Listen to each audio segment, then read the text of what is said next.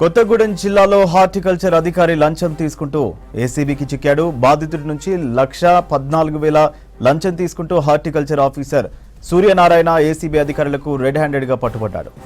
Drip irrigation permission కోసం బాధితుడి నుంచి లంచం డిమాండ్ చేశాడు హార్టికల్చర్ అధికారి సూర్యనారాయణ. దీంతో ఏసీబీని ఆశ్రయించాడు బాధితుడు.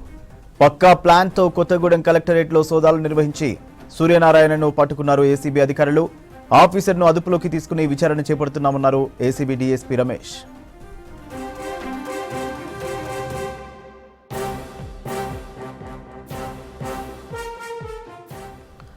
కొత్తగూడెం జిల్లాలో హార్టికల్చర్ అధికారి లంచం తీసుకుంటూ ఏసీబీకి చిక్కాడు.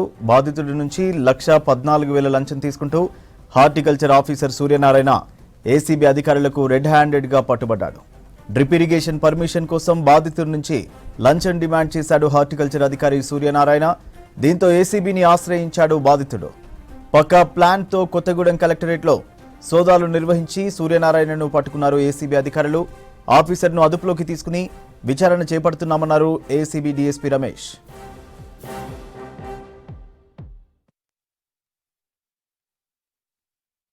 కన్సర్న్ హార్టికల్చర్ ఆఫీసర్ దాన్ని సర్టిఫై చేయాలి.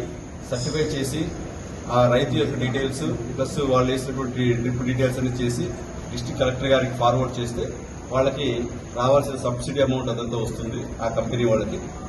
అయితే దీనికి సంబంధించి ఆ కంపెనీ డ్రిప్ ఇరిగేషన్ అంతా ఇన్స్టాలేషన్ చేసిన తర్వాత ఆ కంపెనీకి బిల్స్ రావాలి అంటే హార్టికల్చర్ ఆఫీసర్ గారు దాన్ని సబ్మిట్ చేయాలి కలెక్టర్ గారికి.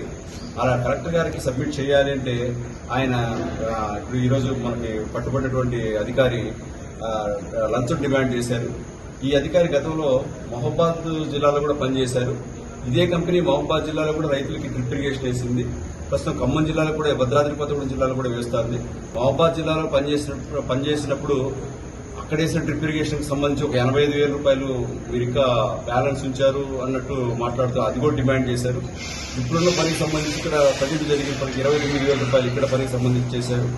రెండు కలిసి 1,14,000 రూపాయలు డిమాండ్ చేశారు. ఆయన మీరు నాకు పర్సంటేజ్ చెప్పిన 2% చెప్పిన ఇప్పటివరకు మీరు చేసిన పనులకు సంబంధించి మాకు ఇవ్వాలని ఆ కంపెనీని డిమాండ్ చేస్తే ఆ కంపెనీకి సంబంధించిన అధికారులు మమ్మల్ని అప్రోచ్ కావడం జరిగింది. వాళ్ళకి లంచం ఇచ్చి పని చేయించుకుంటే ఇష్టం లేక వెంటనే ఏసీబీ రంగంలో దిగిన తర్వాత ఈరోజు ఆ ఫిర్యాదుదారులు ఈయన కోరిక మేరకు ఈరోజు ఆఫీస్కి వచ్చి అమౌంట్ ఇవ్వమంటే ఈరోజు ఆ 1,14,000 రూపాయలు ఇస్తుండగా ఏసీబీ రెడ్ హ్యాండెడ్ గా పట్టుకుంది. ఆయన దగ్గర నుంచి పంచుల సమక్షంలో ఆ 1,14,000 రూపాయలు స్వాధీనం చేసుకున్నాం.